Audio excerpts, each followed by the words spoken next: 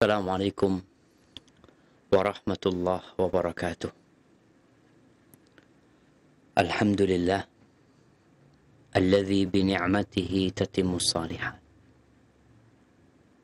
Segala puji bagi Allah Jalla Jalaluh yang karena nikmatnya kebaikan-kebaikan menjadi sempurna. Yang karena rahmatnya niat-niat baik hamba dapat terlaksana. Sebuah nikmat yang agung. Kita bisa hadir di hari-hari terbaik sepanjang masa. Dari sejak bulan Muharram, Safar, Rabiul Awal, Rabiul Akhir, Jumadal Ula, Jumadal Akhir, Rajab, Sya'ban, Ramadan, Syawal, Dzulqa'dah, Dzulhijjah. Hari-hari yang paling mulia sepanjang tahun itu adalah 10 awal Dzulhijjah.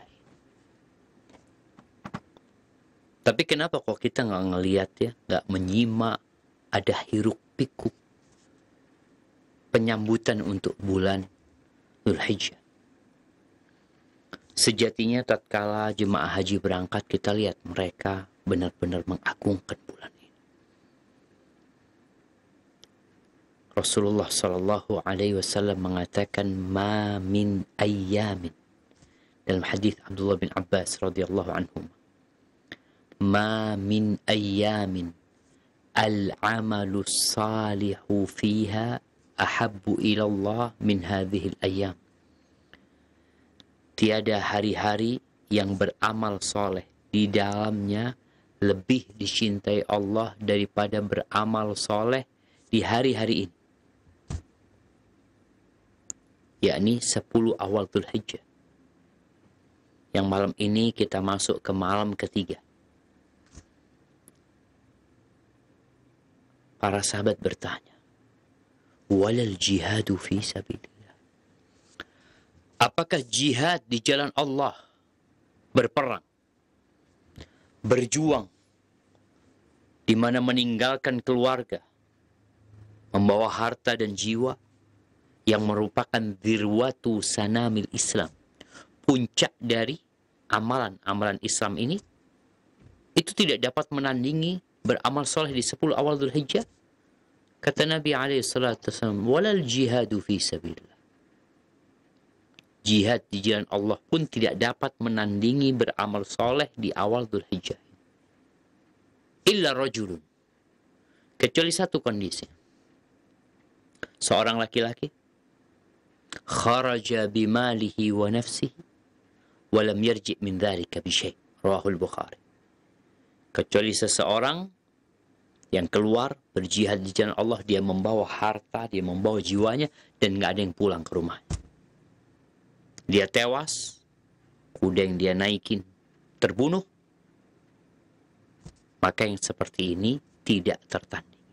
Artinya kalau mujahid itu balik ke rumahnya, pulang ke rumahnya, dapat harta rampasan perang apalagi, maka beramal di 10 awal Dzulhijjah ini tidak tertandingi dengan yang seperti itu. Kita kebayang nggak dengan fadilah berjihad di jalan Allah? Dapat apa sih? Seperti apa besarnya berjihad di jalan Allah? Pernah suatu hari datang seorang bertanya kepada Nabi SAW.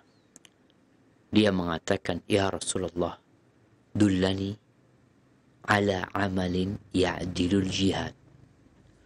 Tunjukkan kepada aku sebuah amalan yang menandingi jihad. Apa kata Nabi SAW? La ajidu. Aku tidak mendapatinya. Tidak ada. Lalu Rasulullah SAW memberikan pencerahan kepada orang ini dengan mengatakan, "Hal tastati' idza kharajal mujahidu fi sabilillah." Apakah kamu bisa Tatkala seorang mujahid keluar dari rumahnya, pergi menuju ke jalan Allah, berjihad di sana, engkau masuk tempat sholatmu. Fatusalli wa la taftur.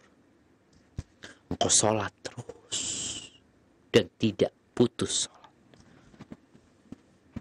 Siang harinya, watasumu wa la tuftir. Engkau puasa terus dan tidak berbuka. Sampai tu mujahid pulang dari medan perang. Apa kata sahabat ini? Waman yastati'u dzalika ya Rasulullah. Adakah orang yang mampu melakukan itu? Tidak ada. Berarti jihad ini nggak tertandingi. Tapi ternyata beramal soleh di awal Dzulhijjah ini, subhanallah, dapat menandingi jihad yang orangnya pulang ke rumah. Apa yang akan kita lakukan?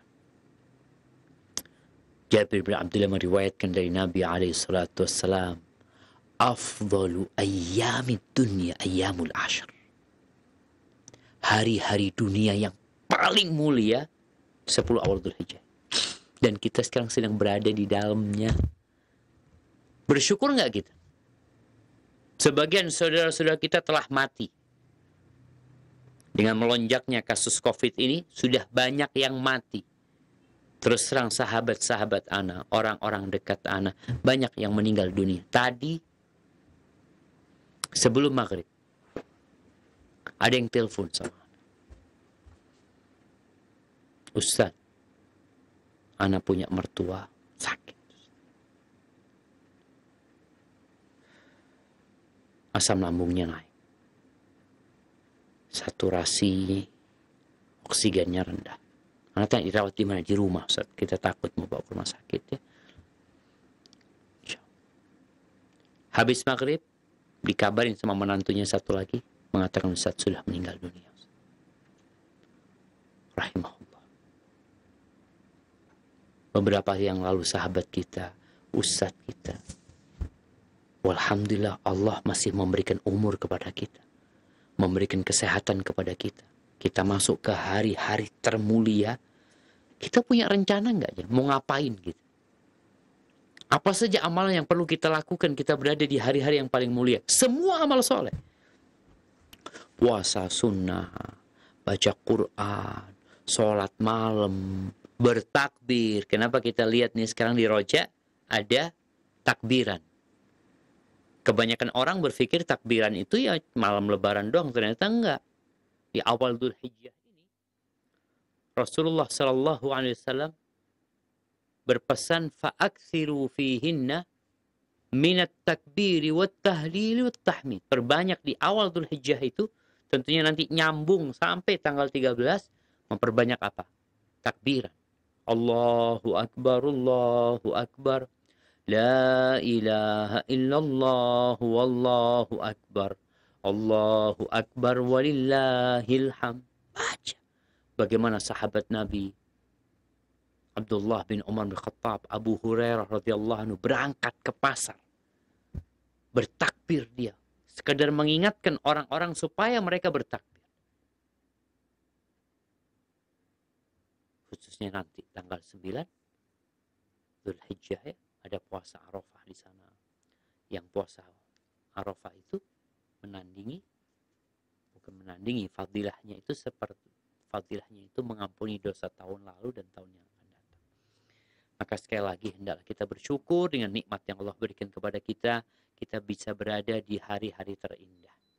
Allahumma salli wa sallim wa zid wa barik wa an'im ala sayyidina wa maulana Muhammadin wa ala alihi wa ashabihi ajma'in. Ya Allah, semoga salawat dan salam senantiasa Engkau curahkan untuk hamba kekasih-Mu, untuk baginda Nabi kita Muhammad alaihi salatu wassalam, untuk keluarga beliau, untuk para sahabat beliau dan orang-orang yang mencintai beliau.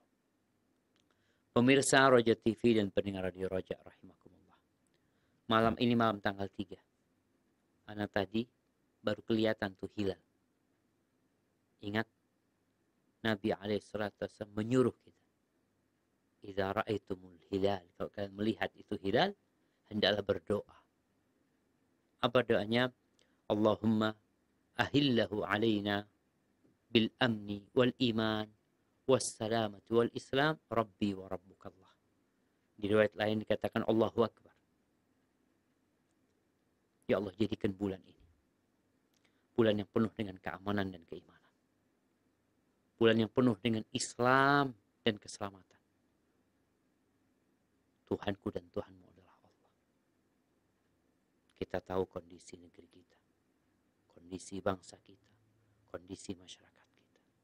Maka manfaatkan waktu-waktu yang ada benar-benar untuk menambah keimanan dan menambah imun di tubuh kita. Barakallahu fiik, ahibati fillah. Kita masih berbincang tentang bagaimana memuliakan tamu. Dan sudah dibahas siapa sih tamu yang kita berkewajiban untuk memuliakannya. Punya hak tinggal di rumah kita, punya hak ya jamuan dari kita. Tamu itu adalah tamu yang dari luar kota ya. Kadangkala tamu yang dari dalam kota juga disebut tamu, padahal dia nggak seperti tamu yang dari luar kota. Kita masuk ke bab 316, babun khidmatur rajuli ad-dhaifa binafsihi. Bab di mana tuan rumah itu menjamu tamunya dengan sendiri. Tuan rumah itu kan bisa nyuruh pembantu, bisa nyuruh orang lain untuk memberikan jamuan kepada tamunya. Kadang kala yang bawain makanan, yang bawain minuman, itu orang lain. Pembantu biasanya di beberapa rumah. Tapi bagaimana kalau yang memuliakan tamunya itu adalah tuan rumahnya sendiri? Imam Bukhari berkata, haddatsana Yahya ibn Bukair قال حدثنا يعقوب ابن عبد الرحمن عن أبي حازم قال سمعت سهل بن سعد أن أبا أسيد الساعدي دعا النبي صلى الله عليه وسلم في عرسه وكانت امرأته خادمهم يومئذ وهي العروس فقالت أو قال أتدرون ما أنقعت لرسول الله صلى الله عليه وسلم anqa'tu lahu tamaratin minal lail fi taur. Nah, Imam Bukhari mengatakan telah mengajarkan kepada kami Yahya bin Bukair, dia berkata telah mengajarkan kepada kami Ya'qub ibn Abdurrahman dari Abu Hazim, dia mendengar Sahal bin Sa'ad berkata bahwasanya Abu Usaid As-Sa'idi mengundang Nabi alaihi salatu wassalam untuk ke walimatul urs. Jadi ada akad nikah, ada walimah. Akad nikah dan walimah ini nggak harus bersamaan. Bisa jadi akadnya di KUA, ya walimahnya di rumah. Atau akadnya kadang-kala ada akad di masjid, walimahnya di gedung atau di mana. Dan ana rasa di masa COVID-19 ini di mana pemerintah memberlakukan PPKM, ini kesempatan untuk yang mau menikah. Kesempatan untuk nikah murah. Kesempatan untuk nikah yang tidak memberatkan. Karena persyaratannya hanya 20 orang kalau nggak salah undangan ya. Dan memang kalau dilihat, yang menyebabkan pernikahan itu mahal, dan orang-orang yang mau menikah itu harus berpikir berulang kali demi mempersiapkan walimah dan resepsinya, ya karena kita yang memberatkan diri. Wa illa, sebenarnya ngundang 5 orang, 10 orang, tetangga-tetangganya selesai. Tapi kalau bicara harus ngundang di gedung ya, yang mahal, yang makanannya harus mahal, ya kita yang memberatkan, padahal agama kita ringan dan mudah. Di sini disebutkan bahwasanya wa kanat imra'atuhu khadimahum yawma idzin. Yang menjadi pelayan tamu-tamu itu pada waktu itu adalah istrinya Abu Usaid. Ya tentunya ingat perempuan ketika berkhidmat, umpamanya membawa makanan, menyajikan minuman, dia harus pakai jilbab yang syar'i ketika dia membawakan makanan atau minuman kepada tamunya. Wahiyal arus, padahal dia pengantinnya. Kita lihat ya, kalau di beberapa tempat itu pengantinnya itu ya diem aja, nggak ngapa-ngapain. Ini malah yang melayani pengantinnya. Faqalat, lalu istrinya Abu Usaid As-Sa'idi, disebutkan namanya adalah Sulalah binti Uhaib. Apa yang disajikan? Dia mengatakan, ma anqa'tu li Rasulillah sallallahu alaihi wasallam anqa'tu lahu tamarat. Jadi minuman yang aku berikan pada waktu itu adalah air kurma. Jadi air di malam hari yang dikasih kurma. Di riwayat lain, di riwayat sahih dikatakan, fama sana'alahum ta'aman wala qarrabahu ilaihim illa maratu. Dikatakan yang bikin makanan, yang masak makanan, yang menyajikan makanan siapa? Istrinya. Tapi sekali lagi catatannya, dia harus berbusana muslimah, dia harus menutup auratnya ketika menyajikan makanan. Jadi kadang-kadang kan perempuan ada yang suaminya yang ngambil makanan, tapi ada yang perempuan yang mengantarkan makanan, itu nggak ada masalah sebenarnya, asalkan disebutkan dia harus menggunakan hijab yang syar'i. Barakallahu fiik. Jadi dalam memuliakan tamu, ya maksimal kita jamaah. Khususnya tamu yang datang dari luar kota. Kemudian bab selanjutnya, bab 317, babun man qaddama ila dhaifihi ta'aman faqama yusalli. Bab tentang seorang atau tuan rumah yang menyajikan makanan pada tamunya, lalu ditinggal tamunya. Tamunya sholat. Oh gimana? Ana izin minum dulu. Bismillah.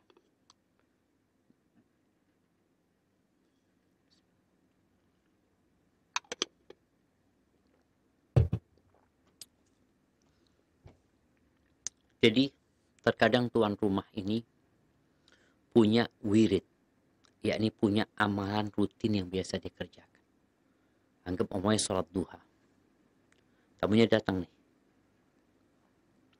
Tamunya perlu dijamu. Tapi dia tahu sebentar lagi ini mungkin akan masuk waktu zuhur. Sedangkan dia punya wirid yang biasa dia kerjakan. Maka kerjakan. Ngomong sama tamunya, silahkan fadhol ya, ana minta maaf. Ana mau sholat dulu. Karena sejatinya termasuk sunnah itu tuan rumah makan bersama tamunya. Supaya tamunya itu merasa nyaman, ada yang nemenin. Walaupun di beberapa daerah tuh tradisinya kadang-kala berbeda. Jadi kalau ditemenin, tamunya malah malu-malu makannya. Ana masih ingat dulu pernah ada orang Arab datang ke Jember ini. Lalu kita akan datang ke sebuah pesantren, dijamu di sana. Kasih makanan. Lalu tuan rumahnya pergi. Syekh tanya, mana tuan rumahnya? Kita sampaikan, di sini biasanya memang untuk memuliakan tamu itu supaya tamunya nggak pakai supaya tamunya nggak enak, nggak malu. Jadi udah ditinggal, fadhol sudah makan. Soalnya kalau nggak ada tuan rumah kan makannya sembarangan dia. Tapi kalau ada tuan rumahnya, kadang-kadang malu-malu. Yang terakhir malu-maluin. Gimana nih? Kita kan baca artinya boleh sebenarnya tuan rumah itu menyajikan makanan lalu mempersilahkan fadhol ya, dimakan, ana mau sholat dulu. Ini ceritanya. Imam Bukhari mengatakan haddatsana Abu Ma'mar qala haddatsana Abdul Warith qala haddatsani al-Jurairi qala haddatsana Abu al-Ala bin Abdullah an Nu'aim bin Qa'nab qala ataitu Aba Dzar falam uwafiqhu. Ini hadis Nu'aim bin Qa'nab. Dia itu mengatakan, aku mendatangi Abu Dzar. Ini disebutkan Nu'aim bin Qa'nab. Ini seorang sahabat. Dia pernah datang menjumpai Nabi alaihi salatu wassalam membawa sedekah dirinya dan sedekah keluarganya. Dan Nabi alaihi salatu wassalam takjub dengan Nu'aim bin Qa'nab ini. Kemudian beliau mengusap wajahnya Nu'aim, dan dia menjadi orang yang sangat mulia dan sangat dermawan. Nu'aim bin Qa'nab datang ke tempatnya Abu Dzar radhiyallahu anhu. Falam uwafiqhu. Ketika aku nyampe rumahnya, nggak ketemu. Di riwayat lain dikatakan falam ajidhu, nggak ada Abu Dzar. Lalu aku melihat istrinya, aku tanya, di mana dia? Disebutkan huwa dzaka fi dhai'atin lahu, dia sedang di tanahnya, di kebunnya. Di riwayat lain katakan aina Abu Dzar? Tanya Nu'aim, di mana Abu Dzar? Qala yamtahin. Abu Dzar sedang kerja. Sedang kerja. Istrinya mengatakan, saya tikalan, tapi bentar lagi dia datang. Ini seorang istri kan tahu dengan kebiasaan suaminya.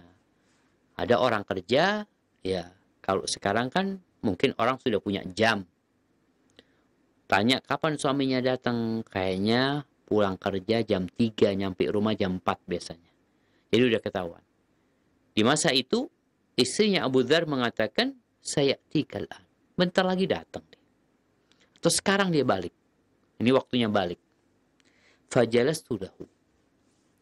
Maka aku duduk menunggu Abu Dzar. Jadi jamaah rahimakumullah, kalau kita berkunjung ke rumah kawan kita, kadangkala tuan rumah mengatakan dia sedang keluar. Yang dicari sedang keluar. Nggak ngomong, bentar lagi datang insya Allah.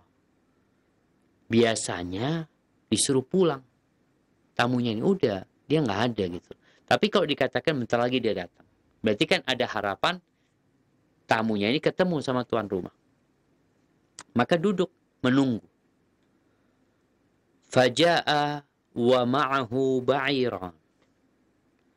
Datang Abu Dzar radhiyallahu ta'ala anhu, disebutkan bersama Abu Dzar ini beliau membawa 2 ekor onta. Nah, digiring nih 2 ekor onta. Qad qatara ahaduhuma fi ajzil akhar. Disebutkan di setiap ontanya ini ternyata membawa air. Fi uniqi kulli wahidin minhuma qirbah. Jadi ontanya itu bawa air, sehingga airnya netes. Pakai dulu bawa airnya itu bisa jadi pakai jerigen ya, tapi jerigennya terbuat dari kulit tuh tempat airnya, disebut qirbah. Jadi disebutkan ontanya ini ya yang satu di depan, satu di belakang. Kayak sepur-sepuran tuh bahasanya kita waktu anak-anak. Jadi qad qatar ahaduma fi ajzil akhar, dia seperti sepur-sepuran, satunya di depan, satunya di belakang. Dua-duanya membawa air. Fa wada'ahuma. Akhirnya ditaruh tuh air itu, diletakkan. Thumma ja'a, kemudian datang. Faqultu ya Aba Dzarrin, ma min rajulin kuntu alqah kana ahabba ilayya luqya minka wala abghad ilayya luqiyan atau luqiyan minka. Jadi dia mengatakan, wahai Abu Dzar, ini katanya Nu'aim ibn Qa'nab.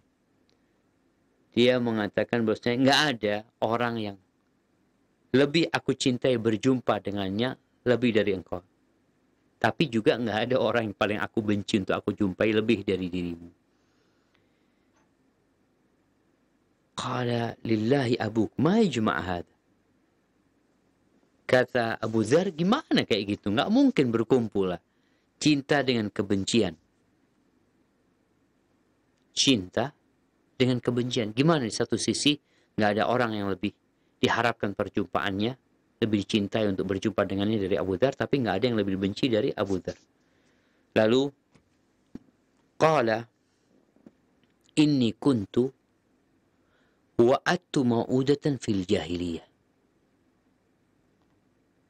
Kata Nu'aim bin Qa'nab,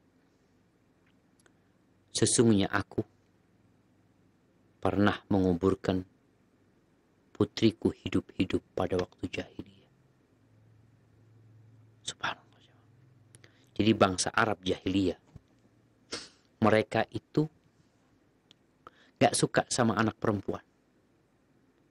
Karena anak perempuan dalam pandangan mereka merepotkan.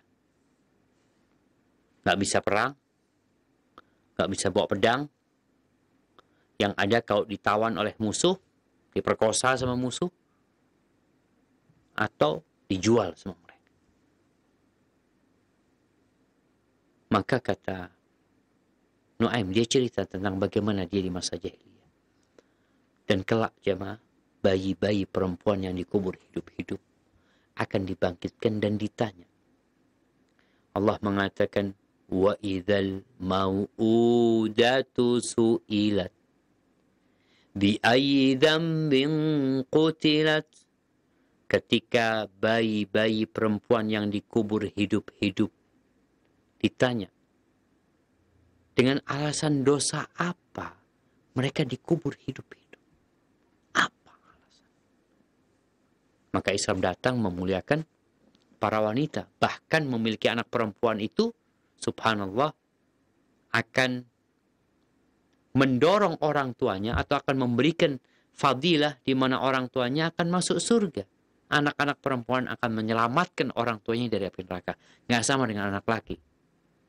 Jadi, manibtulia, kata Nabi SAW, barang siapa yang dikasih balik, kasih ujian dengan adik-adik perempuan, anak-anak perempuan, kemudian sabar merawat mereka, ya, sampai mereka besar, ngajarin mereka, menikahkan mereka, kunna sitron lahu au hijaban minan nar.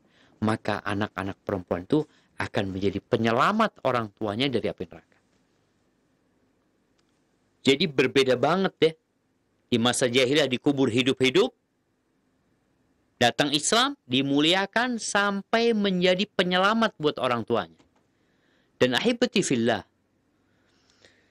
orang Arab menguburkan anaknya hidup-hidup. Bisa jadi karena takut aib. Atau takut kelaparan. Jadi orang berpikir sekarang anak aja punya anak 2 sudah susah. Gimana punya anak lagi? Maka Allah ingatkan. Nahnu narzuquhum wa iyyakum. Kami yang kasih rezeki kepada anak-anak itu. Dan kepada kalian.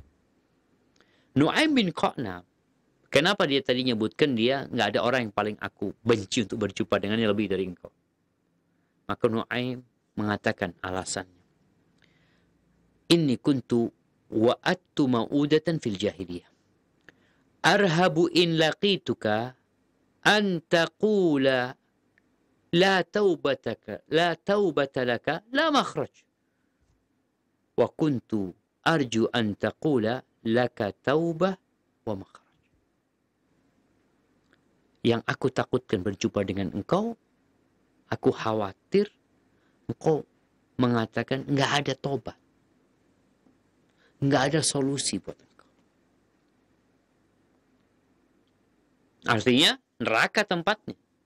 Ketika tidak ada pintu tobat, maka ya udah neraka tempatnya.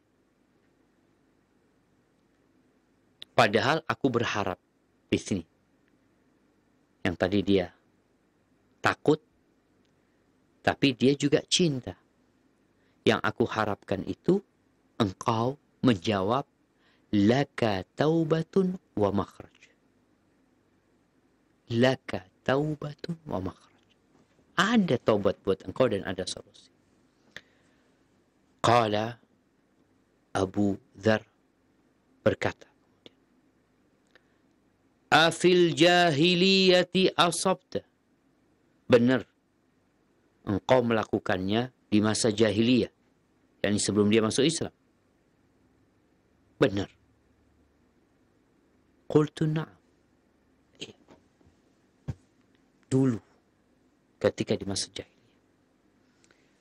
Qala afallahu amma salaf. Kalau benar di masa jahiliyah selesai urusannya.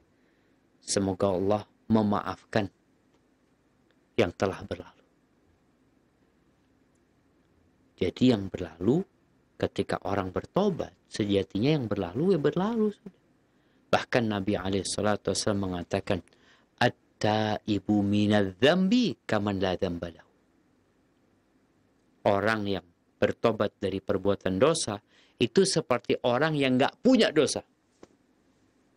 Ini sebuah karunia yang besar ya, Mak. Ketika orang itu dikatakan nggak punya dosa karena dia bertobat.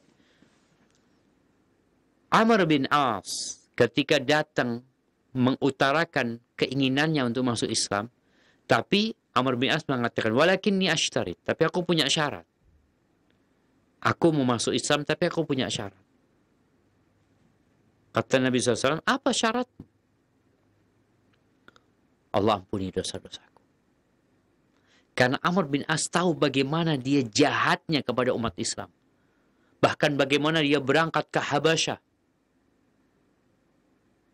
Menyogok pejabat negara di kerajaan Ethiopia waktu itu, atau di Habasyah itu, agar rajanya mengembalikan penduduk Mekah yang hijrah ke sana, dibalikin ke Mekah untuk disiksa, untuk ditindas oleh orang-orang musyrikin. Maka Amr bin As merasa banyak dosaku gitu loh.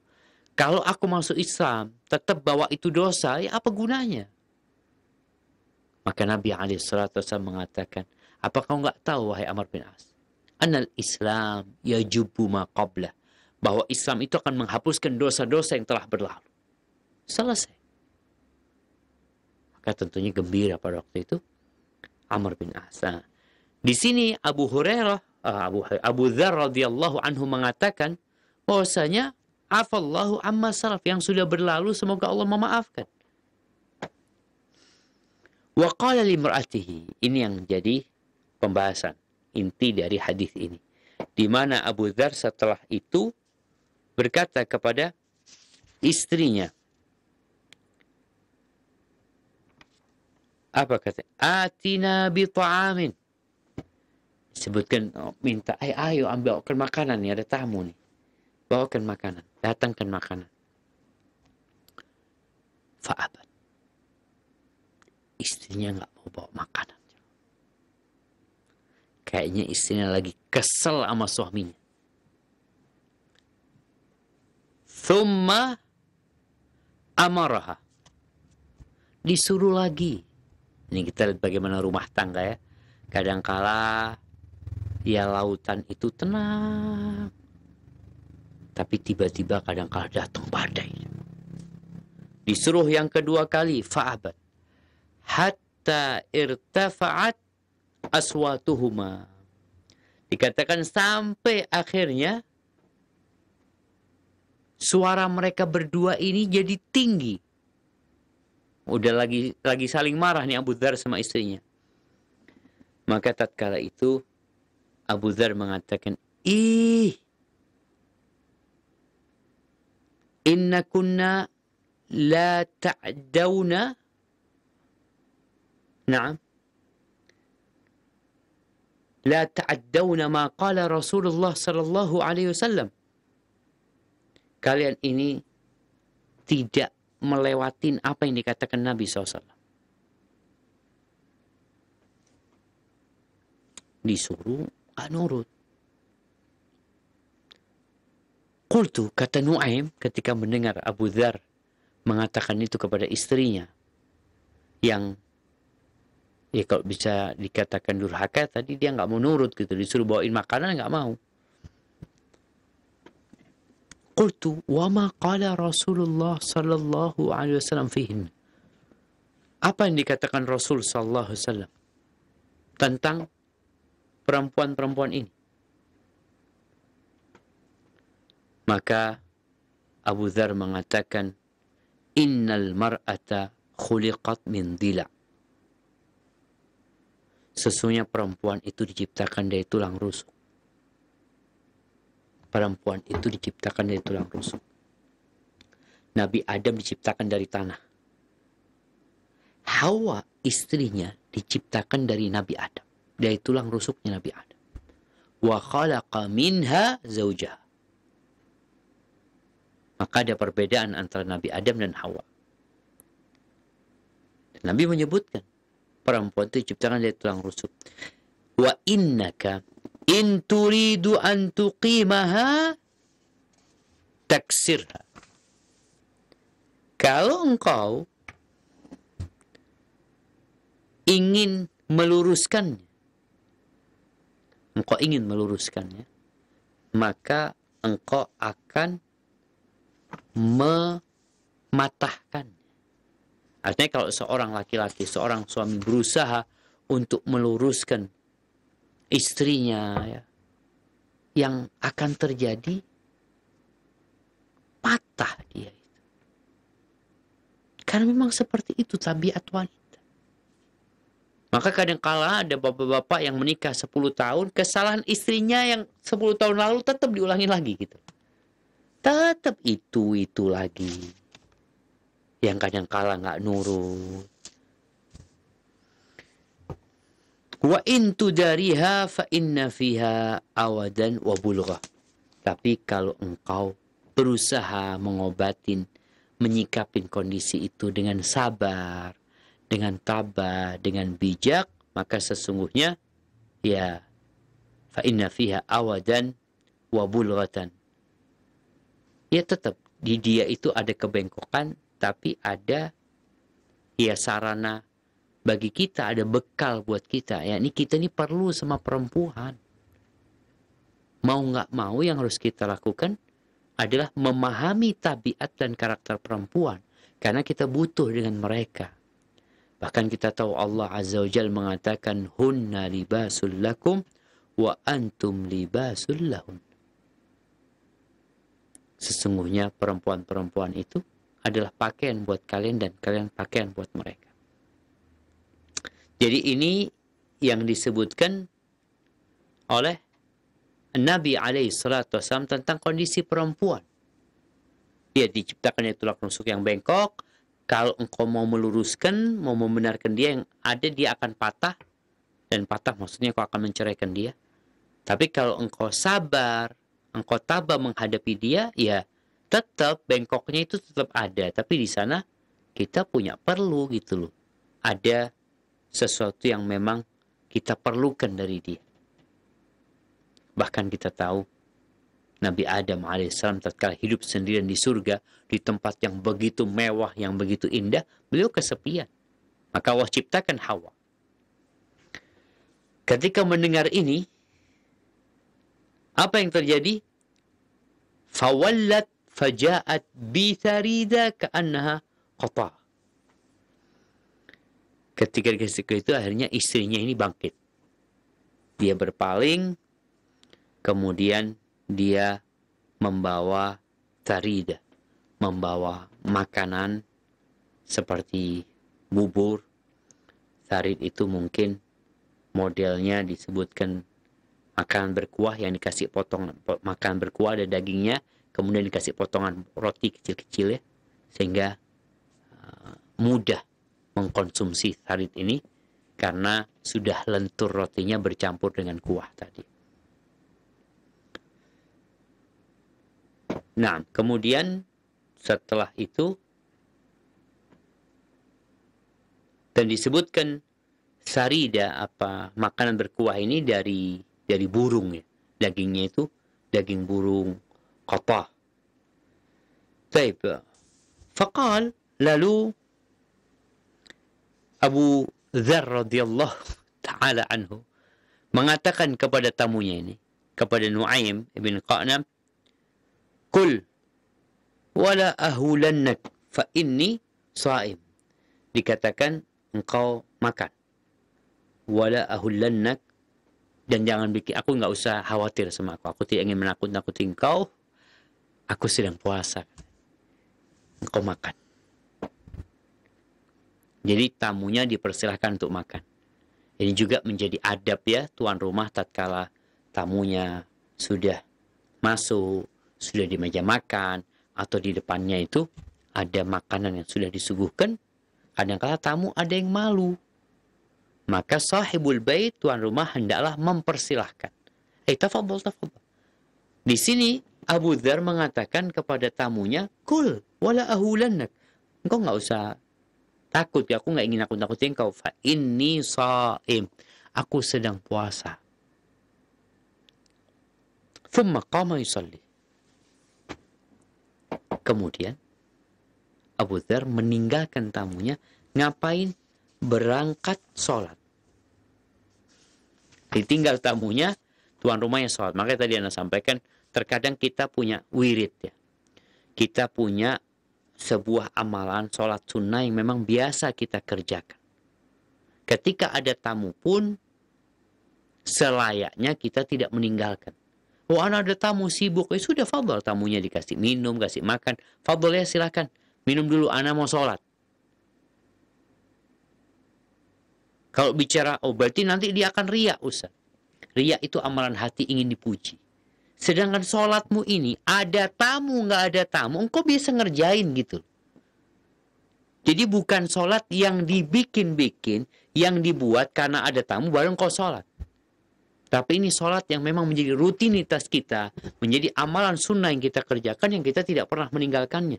Sehingga ada tamu pun, kita berusaha untuk tetap mengerjakan.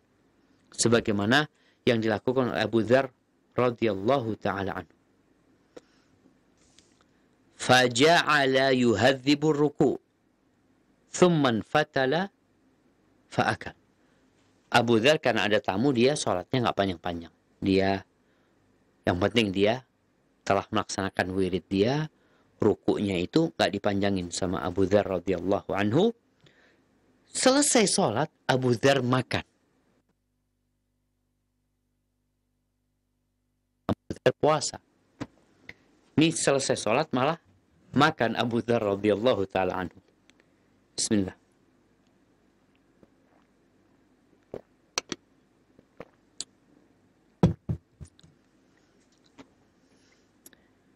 Katanya Nu'aim bin Qadam ketika melihat Abu Dzar makan, faqultu inna lillah. Dia kaget. Ma kuntu akhaf an takdziban. Apa katanya Nu'aim ibn Qanab? Dia mengatakan, aku takut, kata dia. Engkau dustain aku gitu. Kok engkau ngomongnya puasa gitu loh. Kok sekarang makan? Lalu kata Abu Dzar, qala lillahi abuk ma kadzabtu mundu laqitani. Ma kadzabtu mundu laqitani. Maka Abu Dzar mengatakan kepada Nu'aim, aku nggak pernah dusta sejak berjumpa dengan engkau. Qultu, katanya Nu'aim bingung. Nggak pernah dusta, tadi ngomong puasa. Alam tukhbirni annaka sha'im. Apakah engkau tadi nggak ngomong, ngasih tahu aku kalau engkau sedang puasa, ini sekarang kau bisa makan gitu. Katanya puasa, tapi sekarang makan. Gimana ceritanya ini? Qala bala. Betul aku puasa, kata dia. Benar. Inni sumtu min hadha syahr 3 ayyam. Aku telah puasa di bulan ini selama 3 hari. Ini kan dianjurkan puasa 3 hari dalam sebulan. Fakutiba li ajruh wa halali at-ta'am. Dan ditetapkan buat aku pahala puasa 3 hari itu seperti puasa 1 bulan. Jadi kebaikan itu dilipat gandakan jadi 10. Maka Abu Dzar mengatakan, fakutiba li ajruh. Pahalanya ditetapkan. Puasa sebulan. Dan halal aku untuk makan. Subhanallah. Jadi Abu Dzar kadangkala bergurau dengan beberapa orang disebutkan juga. Pernah beliau lagi dalam perjalanan jihad kalau nggak salah. Orang-orang pada makan ya. Abu Dzar nyuruh mereka, fadhol makan. Mereka, ayo Abu Dzar makan, kata dia. Aku sedang puasa. Setelah itu beliau sholat atau melakukan sesuatu, kemudian beliau datang makan. Kata orang-orang, Abu Dzar, kok katanya puasa, kok makan ceritanya nih? Maka dijelaskan bahwasanya keutamaan nih jemaah, keutamaan puasa 3 hari dalam sebulan. Kita tuh dapat pahala puasa sebulan. Walaupun kita cuma 3 hari puasa, tapi sebulan full sepenuhnya itu kita dapat pahala puasa. Halal kita makan, tapi kita dapat pahala seakan-akan kita puasa. Ini yang dimaksud oleh Abu Dzar radhiyallahu ta'ala anhu. Maka di sini disebutkan berkaitan dengan barang siapa yang memberikan jamuan kepada tamunya, lalu ditinggal tamunya ini, ngapain dia? Dia berangkat sholat, menunaikan sholat. Barakallahu fikum. Baik, kita masuk ke bab selanjutnya, yaitu bab 318. Bab ini, babun nafaqatur rajuli ala ahli. Bab tentang seseorang laki-laki memberikan nafkah kepada keluarganya. Kita tahu jemaah, bahwasanya lelaki ini diberi kelebihan sama Allah, yang Allah tidak berikan kepada para wanita. Allah mengangkatnya sebagai pemimpin, sebagai komandan dalam kehidupan rumah tangga. Perempuan memiliki keutamaan, tapi dalam bab kepemimpinan ini, lelaki lebih diutamakan. Allah Azza wa Jalla berfirman, Ar-rijalu qawwamuna 'alan nisa' bima faddalallahu ba'dahum 'ala ba'din wa bima anfaqu min amwalihim. Para lelaki itu adalah pemimpin-pemimpin, pengayom-pengayom bagi para wanita. Kenapa? Karena 2 hal. Yang satu sebenarnya karunia ilahi, bawaan lahir dia. Allah yang memberikan keutamaan. Sebagian orang dikasih keutamaan dari yang lainnya, dan ini ketentuan Allah Azza wa Jalla. Yang kedua, nafkah. Seakan-akan laki-laki ini diperintahkan, jangan lupa engkau wajib memberikan nafkah kepada istri. Terkadang ada suami-suami yang malas, sehingga rumah tangganya timpang atau pincang karena kemalasan suami yang tidak mau memberikan nafkah, atau kadangkala karena perempuannya yang sibuk maksa diri mau kerja sehingga lupa dengan kewajiban dia untuk ngurusin rumah tangganya. Maka hendaklah setiap muslim itu berintrospeksi. Apakah dia telah melaksanakan kewajibannya sebagai seorang suami?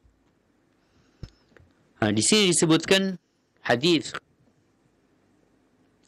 قال حدثنا حجاج قال حدثنا حماد بن زيد kata Imam Bukhari, عن أيوب عن أبي كلابة عن أبي أسماء عن ثوبان عن النبي صلى الله عليه وسلم قال أفضل دينار ينفقه الرجل دينار أنفقه على عياله ودينار أنفقه على أصحابه في سبيل الله ودينار أنفقه على دابته في سبيل الله.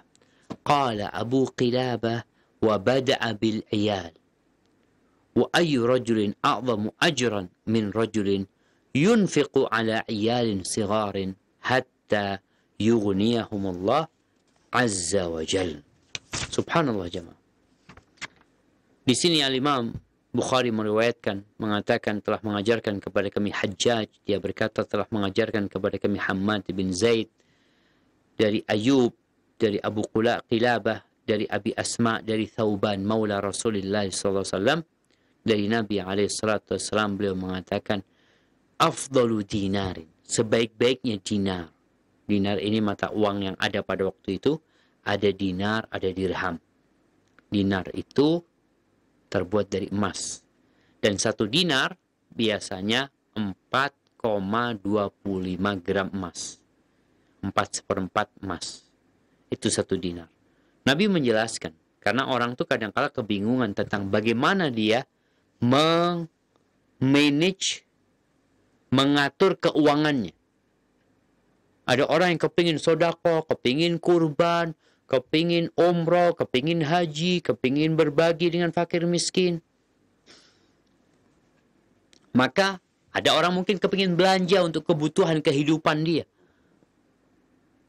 Ada orang yang kepingin handphone, kepingin jam, kepingin macam-macam. Ternyata dalam Islam ada aturannya atau ada arahannya agar orang tidak salah mengeluarkan dan membelanjakan uang. Maka beliau alaihissalatu wassalam mengatakan sebaik-baiknya dinar adalah yang diinfakkan, yang diberikan oleh suami kepada keluarganya. Kalau bicara keluarga ini, masuk di dalamnya istri dan kerabatnya. Dan bisa jadi yang dimaksud adalah istri, yang lainnya include di sana. Kalau pahala itu ditetapkan karena perbuatan wajib, ini yang wajib jamaah. Kalau kita lihat ya, suami itu punya kewajiban memberikan nafkah kepada istri, kewajiban. Lebih utama mana amalan wajib atau amalan sunnah? Kita semua tahu. Yang paling Allah cintai adalah kewajiban. Sebagaimana dalam hadis qudsi dikatakan, وَمَا تَقَرَّبَ إِلَيَّ عَبْدِي بِشَيْءٍ أَحَبَّ إِلَيَّ مِمَّا افْتَرَضْتُهُ عَلَيْهِ. Tidak ada amalan yang lebih aku cintai untuk hambaku mendekatkan dirinya kepada aku lebih daripada yang telah aku wajibkan atas dirinya. Maka tolong setiap muslim ini belajar mencari tahu yang wajib mana, yang sunnah mana. وَمَا يَزَالُ عَبْدِي يَتَقَرَّبُ إِلَيَّ بِالنَّوَافِلِ حَتَّى أُحِبَّهُ. Dan hambaku ini terus mendekatkan dirinya kepadaku dengan mengamalkan yang sunnah-sunnah, yang anjuran-anjuran, sehingga aku cinta kepada dia. Nah disinilah setelah yang wajib dikerjakan kita amalkan yang sunnah untuk mendapatkan apa? Cinta Allah Azza wa Jalla. Tapi yang wajib dulu yang harus diperhatikan. Wa dinarun anfaqahu ala ashabihi fi sabilillah.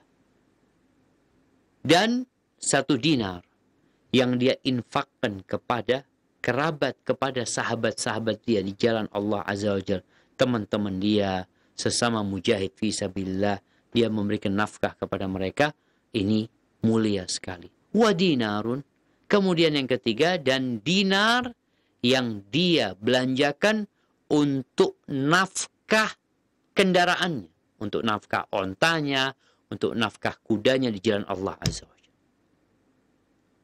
Jadi orang ketika berpikir mana yang harus lebih prioritas, maka lihat Abu Kilabah mengatakan wa bada'a bil 'iyal. Nabi alaihissalatu wassalam memulai masalah nafkah ini dengan keluarga, dengan istri, dengan anak-anak dan kerabat. Ini menunjukkan tentang keutamaan memberikan nafkah kepada keluarga. Wa ayyu rajulin a'zamu ajran. Adakah seorang yang lebih besar pahalanya, yang lebih agung pahalanya dari seorang yunfiqu ala iyalin sighar, yang dia memberikan nafkah kepada keluarganya yang masih kecil-kecil, kepada anak-anak yang masih kecil-kecil, hatta yughniyahumullah azza wajal, sampai anak-anaknya itu ya dikasih karunia sama Allah, dicukupin. Sebelum itu ya orang tuanya berusaha untuk bekerja dan mereka memberikan nafkah kepada mereka. Barakallahu fikum. Anda rasa mungkin kita cukupkan sampai di sini pembacaan hadis-hadis dari Adabul Mufrad, karena masih tersisa 3 hadis lagi ya berkaitan dengan memberikan nafkah kepada keluarga. Tapi ingat di masa pandemi ini, di kondisi yang sulit, bagaimana sih memberikan nafkahnya itu? Besarannya seperti apa? Allah Azza wa Jalla mengatakan liyunfiq dzu sa'atin min sa'ati. Wa man qudira 'alaihi rizquhu falyunfiq mimma ataahu Allah la yukallifullahu nafsan illa ma ataaha. Sayaj'alullahu ba'da usrin yusra. Hendaklah orang yang punya keluasan memberikan nafkah kepada istrinya itu sesuai dengan keluasan rezeki dia. Sesuai dengan pemasukan dia, sesuai dengan penghasilan dia. Kalau banyak ya kasih banyak gitu. Jangan pelit. Kenapa? Karena engkau memberikan kepada istrimu, engkau dapat pahala, bahkan lebih indah daripada yang kau berikan kepada yang lainnya. Lebih mulia. Yang disempitkan rizkinya, yang ditakar rizkinya, falyunfiq mimma atahullah. Maka hendaklah dia memberikan infak, membelanjakan, memberikan nafkah kepada istrinya, ya sesuai dengan ya tadi kesempitan rizki dia. Allah tidak membebani hambanya melebihi kapasitas dia. Lalu Allah memberikan hiburan. Sayaj'alullah ba'da usrin yusra. Allah akan menjadikan setelah kesulitan itu kemudahan. Jadi bagi para suami di masa COVID ini yang kadang kala sulit, ya para istri seharusnya terus mendukung suaminya. Kalau penghasilannya sedikit, jangan minta seperti kemarin. Loh bang, sekarang kok sedikit bang? Makanya biasa sebulan dikasih 5 juta loh. Sekarang kok cuma 2 juta? Mana cukup? Membiasa 5 juta. Kata suami, itu yang aku miliki sekarang. Karena memang kondisi perusahaan sedang sulit ya. Banyak karyawan yang di PHK. Akhirnya mereka bekerja tapi dengan gaji yang lebih rendah. Jadi sekali lagi bicara memberikan nafkah ini sesuai dengan kemampuan. Bukan sesuai dengan kebutuhan. Soalnya kalau bicara kebutuhan, ya bisa jadi kemampuannya cuma segitu. Terus gimana istri? Istri ketika dia merasa suaminya tidak memberikan yang cukup, seharusnya dia bersabar. Tapi kalau dia mau enggak, kayaknya nggak cukup Ustaz. Karena kayaknya mau gugat cerai umpamanya. Kalau memang nafkah yang diberikan tidak mencukupi. Maka hendaklah dia berpikir 2 kali ya. Karena jangan sampai urusan ekonomi menjadi penyebab perceraian yang kita tahu bagaimana buruknya dampak dari perceraian yang tidak sesuai dengan syar'i. Hadza wallahu a'lam bishawab. Anda kembalikan ke teman-teman di Rojak Pusat. Jazakumullah khair. Jazakallahu khairan kami ucapkan kepada Ustaz Dr. Syafiq bin Riza Basalamah MA Hafizahullah Ta'ala yang telah memberikan nasihat kepada kita dari pembahasan kitab Al-Adabul Mufrad karya Al-Imam Al-Bukhari rahimahullah Ta'ala.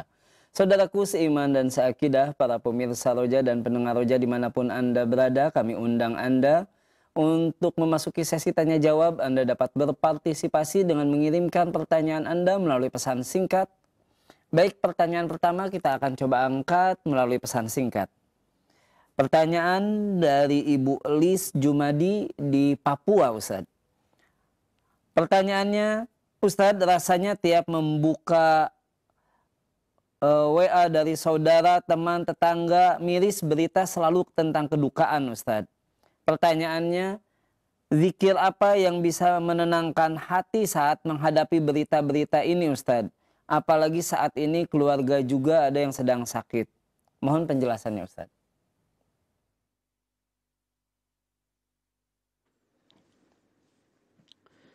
Allahu Akbar jemaah. Kayaknya hal itu menimpa banyak dari kita. Karena juga kalau buka grup keluarga, buka grup para ustadz, buka grup dosen-dosen, yang ada kesedihan. Apa yang harus kita lakukan? Allah Jalla Jalaluh mengatakan, وَلَنَبْلُوَنَّكُمْ بِشَيْءٍ مِنَ الْخَوْفِ وَالْجُوعِ وَنَقْصٍ مِنَ الْأَمْوَالِ وَالْأَنْفُسِ وَالثَّمَرَاتِ وَبَشِّرِ الصَّابِرِينَ الَّذِينَ إِذَا أَصَابَتْهُمْ مُصِيبَةٌ قَالُوا إِنَّا لِلَّهِ وَإِنَّا إِلَيْهِ رَاجِعُونَ. Subhanallah jemaah. Jadi kita jadi sering-sering ngomong inna lillahi wa inna ilaihi raji'un. Di kampung kita nih ada 5 orang. Matinya jarak beberapa hari, ada yang 1 hari 2. Rahimahumullah rahmatan wasi'ah. Allah mengatakan kami benar-benar akan menguji kalian. Dengan apa? Dengan sedikit rasa takut. Takut sama apa? Sama COVID-19. Kita takut sama corona. Kita takut dengan urusan ekonomi. Gimana PPKM nih? Berapa banyak pengusaha yang akhirnya gulung tikar. Yang biasanya buka warung ya, di tempat situ, jalannya ditutup. Aksesnya nggak bisa ke sana. Gimana mau buka warung di sana? Orang nggak bisa ke sana di malam hari. Dan dia jualannya di malam hari. Kemudian kekurangan harta. Kekurangan jiwa. Jadi di Jember ini ada aturan sejak awal PPKM itu disekat jalan-jalan ke kota itu disekat ya. Kemudian lampu kota dimatikan, lampu jalanan itu mati, jadi gelap gulita. Dan ternyata itu berdampak negatif juga. Ada positifnya, ada negatifnya.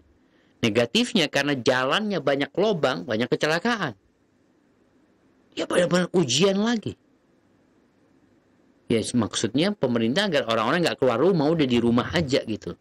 Cuma kadang-kala orang keluar karena ada hajat gitu. Jadi yang jelas ujian itu kekurangan harta, kekurangan orang yang kita cintain, meninggal mereka, kekurangan buah-buahan. Wabashiris sabirin. Dan berikan kabar gembira, bukan kabar duka. Berikan kabar gembira. Kepada siapa? Kepada orang-orang yang sabar. Siapa mereka? Ini kalau tanya zikir apa supaya kita tenang. Tatkala mendengar berita duka, tatkala mendengar berita yang kurang menyenangkan, maka katakan inna lillahi wa inna ilaihi raji'un. Sesungguhnya kami itu milik Allah dan kepadanya kami akan kembali. Kita ini tinggal nunggu waktu. Maka Nabi SAW kalau ada orang kena musibah, beliau mengatakan inna lillahi ma akhad, sesungguhnya milik Allah yang diambil. Jadi yang diambil itu milik Allah, bukan milik siapa-siapa. Yang diambil itu milik Allah. Walahu ma'at, yang dikasih, yang disisakan ini juga milik Allah. Kita nih juga milik Allah. Wa kullu syai'in indahu ila ajalin musamma. Dan segala sesuatu itu sudah ada ketentuannya. Semua tinggal nunggu waktunya. Maka ibu tatkala mendengar berita duka, berita yang menyedihkan, ucapkan inna lillah wa inna ilaihi raji'un. Maka orang yang mengatakan itu dengan penuh keyakinan, apa yang akan didapatkan? Ulaika alaihim salawatum min rabbihim wa rahmah wa ulaika humul muhtadun. Mereka adalah orang-orang yang akan mendapatkan salawat dari Allah. Mendapatkan ketenangan, mendapatkan rahmat, mendapatkan berkah, dan mereka adalah orang-orang yang mendapatkan petunjuk. Jadi tugas setiap muslim yang mendengar berita duka, yang mungkin dia terkena musibah, maka hendaknya dia mengatakan inna lillahi wa inna ilaihi raji'un, dengan penuh keyakinan kita milik Allah dan kita akan kembali kepada Allah Azza wa Jalla. Dan sejatinya orang yang meninggal dunia lebih dahulu, kalau dia orang yang soleh, kalau dia orang muslim dan husnul khatimah, dia keluar dari penjara dunia ini menuju luasnya rahmat Allah Azza wa Jalla. Hadza wallahu a'lam bissawab.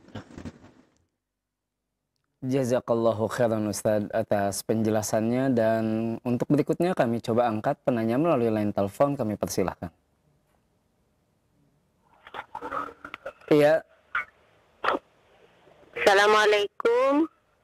Waalaikumsalam warahmatullahi wabarakatuh. Dari siapa, di mana Ibu? Dari Kendari, Ummu Bilal. Silahkan Ibu. Ya. Yang saya mau tanyakan begini, pertama-tama Pak Ustadz, mohon doanya untuk rahimahullah ibunda saya, ibu mertua saya yang 3 hari yang lalu meninggal dunia. Saya tinggalnya di Sulawesi Tenggara. Suami di Garut, orang tua suami di Garut. Kami bertempat tinggal sekeluarga di Sulawesi. 3 hari yang lalu ibu mertua meninggal dunia. Besar keinginan kami untuk pulang, tapi keadaan memaksa kami untuk tidak bisa pulang ke sana.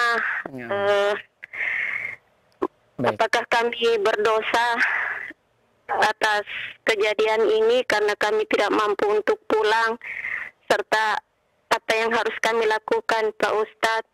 Tolong solusinya dan mohon doanya, mohon bantuan doanya untuk semua. Semoga rahimahullah ibu mertua saya diterima amal ibadahnya. Syukron Pak Ustadz. Assalamualaikum warahmatullahi wabarakatuh. Waalaikumsalam warahmatullahi wabarakatuh. Tafadhol Ustaz.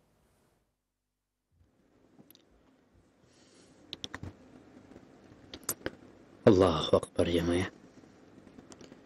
Kullu nafsin dha'iqatul maut. Semua yang bernyawa pasti akan merasakan kematian. Baik ada COVID atau tidak ada COVID. Tapi memang ketika keluarga kita terkena COVID, kadangkala kesedihan kita lebih mendalam. Dari sisi apa? Dari sisi kita nggak bisa mendampinginya tatkala sakit di rumah sakit, di ICU, dan tatkala meninggal dunia, kita nggak bisa menciumnya, nggak bisa memeluknya, nggak bisa membawanya. Yang membawa itu ada pasukan tersendiri dari PNPB, mereka yang menggali kuburan, mereka yang memasukkan itu mayat, sehingga kesedihan itu semakin mendalam. Makanya kadang-kala ada orang yang nggak tahan gitu ya, dengan keluarganya dia membawa jenazah secara paksa. Ana rasa karena kesedihan sebenarnya mereka, karena kerinduan dengan keluarga yang meninggal dunia, yang masuk rumah sakit kemudian nggak keluar lagi kecuali sudah dalam bungkusan, bukan bungkusan kafan, ditaruh dalam peti dan kita nggak ngelihat lagi sudah. Itu yang kadang-kala membuat orang-orang bersedih ya, lebih bersedih. Tapi mau gimana lagi? Hendaklah kita menghadapi musibah ini dengan berlapang dada.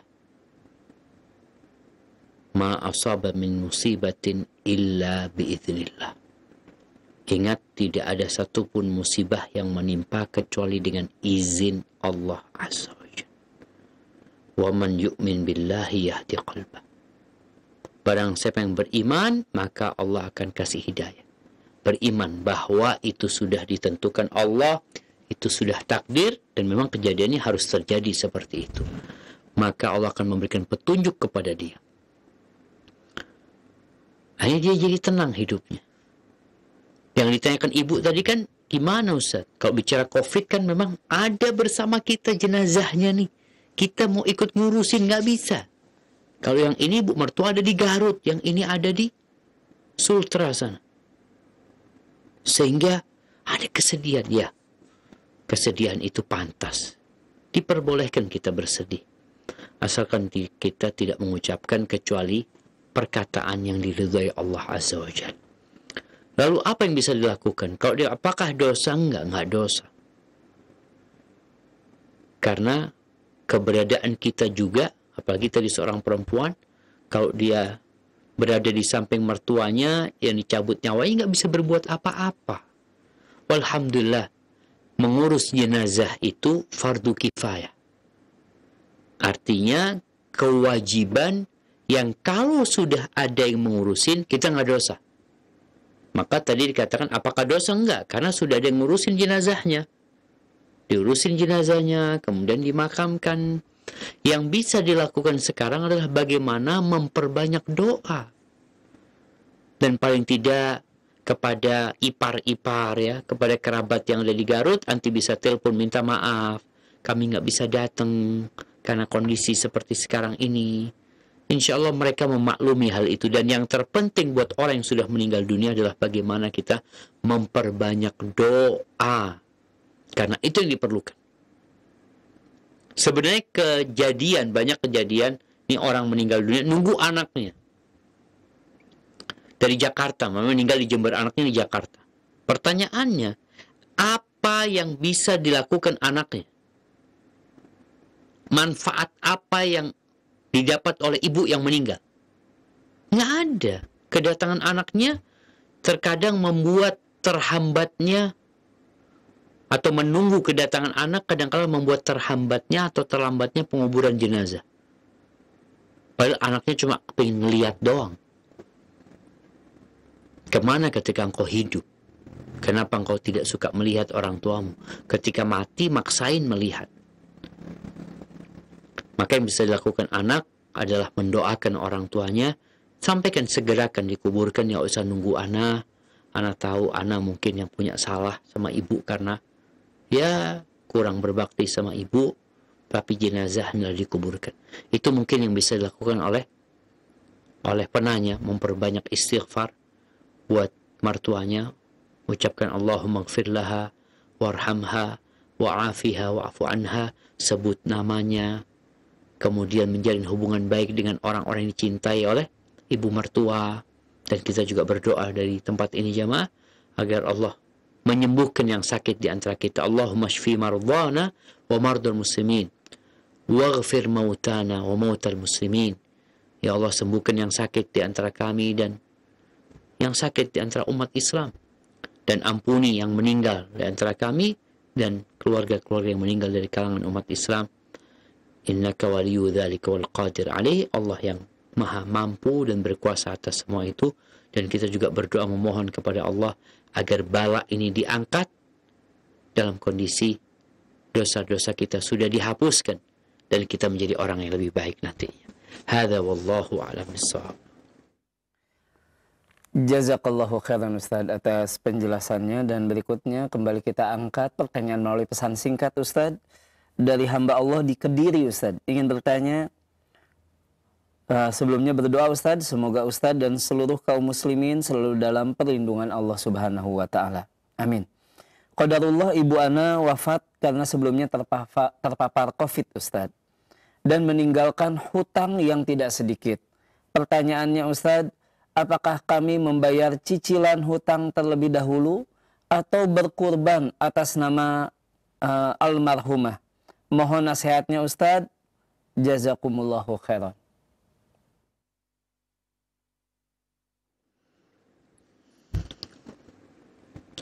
Subhanallah jamaah. Ya. Berkaitan dengan utang. Tolong kita jangan suka berhutang. Jangan menjadi bangsa yang rajin berhutang. Kenapa? Rasulullah SAW itu berlindung dari hutang. Doa yang biasa dibaca Nabi SAW dan sering dibaca, Allahumma inni a'udzubika minal ma'thami wal maghram. Ya Allah, aku berlindung kepadamu dari dosa dan hutang. Sampai Aisyah itu heran, ya Rasulullah, kau takut banget sama utang, ada apa sama utang ini? Ya, orang tuh kalau utang udah ngomongnya ngelantur biasanya, dusta. Oh nanti saya bayar, ada uang yang belum cair ini itu. Dan janji, dia tidak tepati itu janji. Jadi utang ini ternyata dapat mengantarkan ke dosa gitu. Dan orang kalau mati ninggalin utang, itu tergantung dia. Dia tidak akan bisa masuk surga sampai diselesaikan urusan utang piutang dia. Kembali kepada pertanyaan tadi, bagaimana sikap keluarga sekarang yang ibunya telah meninggal dunia dan ibunya meninggalkan hutang yang banyak? Yang pertama, kalau memang ada warisan yang ditinggalkan oleh ibu, ketahuilah bahwasanya warisan itu tidak boleh dibagi kecuali setelah dua perkara diselesaikan. Yang pertama, wasiat ditunaikan, hutang dilunasi. Maka Allah sebutkan min ba'di wasiyatin yusa biha aw dain. Jadi pembagian waris itu setelah wasiat ditunaikan, utang dilunasin. Maka dilihat kalau memang keluarga ibu memang meninggalkan warisan, segera nih dilunasin utangnya ibu dengan harta warisan tersebut. Kalau ternyata ibu nggak punya apa-apa, Pak Ustaz. Ibu nggak ninggalkan aset. Karena rumah kita rumah kontrakan. Nggak ada. Maka apa yang dilakukan anak? Para ulama menjelaskan bahwasanya utang itu bukan jatuh ke anaknya. Utang itu utang ibu. Nih, agar kita sadar. Kita yang berhutang, kalau kita mati, bukan berarti utangnya tuh jatuh ke anak kita. Jadi anak kita yang berhutang hitungannya. Enggak. Tetap yang utang ya bapaknya, ibunya. Hanya saja Allah sebutkan, kalau memang meninggalkan warisan, warisan itu nggak boleh dibagi kecuali utang dilunasin, sama wasiat ditunaikan.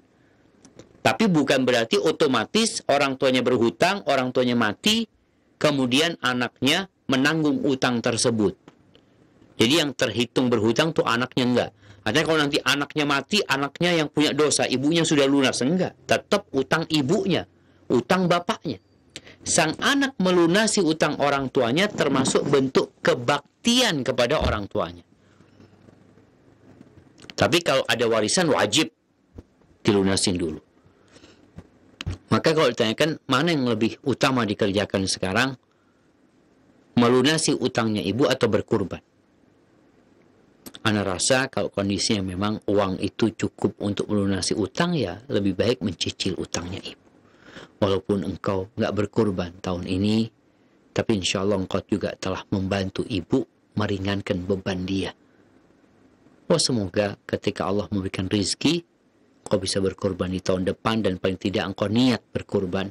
Tapi memang kondisi, apalagi kalau pemilik utang itu sudah menagih uangnya, maka segera lunasin atau dicicil walaupun tidak lunas.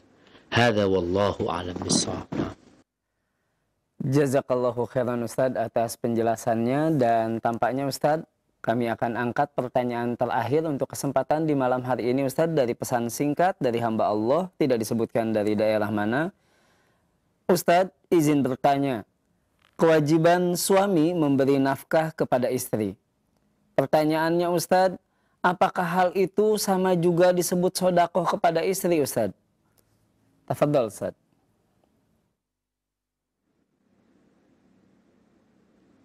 Barakallahu fikum. Nah, mahibati fillah. Jadi kewajiban memberikan nafkah kepada istri itu bukan sodakoh, namun bernilai sodakoh. Karena bicara sodakoh nih, sodakohnya ada dua macam. Ada sodakoh sunnah, ada sodakoh wajib. Sodakoh wajib itu zakat. Ketika seorang suami memberikan nafkah kepada istrinya, maka dia telah melaksanakan kewajiban, bukan sodakoh. Akan tetapi bernilai sodakoh. Sampai Nabi SAW mengatakan, hatta luqmata tarfa'uha ila fimra'atik tabtaghi wajh Allah yakunu laka fiha ajr. Sampai makanan yang engkau suguhkan, engkau suapkan ke mulut istrimu, engkau berharap pahala dari Allah Azza wa Jal, maka engkau akan dapat pahala.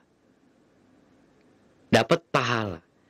Artinya ketika dia melaksanakan kewajiban, udah dapat pahala dia. Tatkala dia niat berharap pahala dari Allah, maka dapat pahala yang lebih besar lagi. Jadi, kalau bicara pahala, yang jelas ketika seorang suami memberikan nafkah kepada istrinya, dia dapat pahala melaksanakan kewajiban. Ketika dia memberikan nafkah kepada istrinya, ada harapan pahala, ada keikhlasan di diri dia, maka dia akan mendapatkan pahala yang lebih besar lagi. Jadi nilai sodakoh, bukan dia sodakoh sama istrinya, karena itu kewajiban dia memberikan nafkah kepada istrinya.